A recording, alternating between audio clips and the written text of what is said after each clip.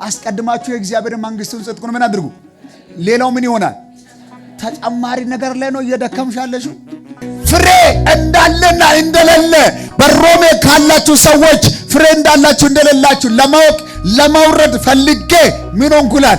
ተከለከልኩ። መውረድ አልቻልኩም፣ መምጣት አልቻልኩም። ቢኮዝ ሆሊ ስፒሪት ውረድ ብሎ አልፈቀደኝም። ፍሬ ፍላጋ ሊወርድ ነው።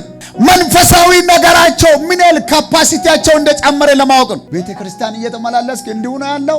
ለቀብር ብቻ ቀን ነው አባልነት የሞላው። 30 እና 40 ዕድሜ እነዛ የተሯሯጥ ነው። የምድር ነገር ሁሉ በሰማይ አይቆጠርም።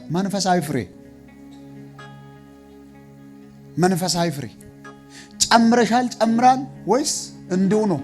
40-50 ዓመት ያስቆጠር ነው መጽሐፍ። ለዛ ነው ማቴዎስ ወንጌል 6:33 ላይ አንብቡ። አስቀድማችሁ የእግዚአብሔር መንግስቱን ጽድቁን ምን አድርጉ? ሌላው ምን ይሆናል? ተጨማሪ ነገር ላይ ነው እየደከምሻለሽ።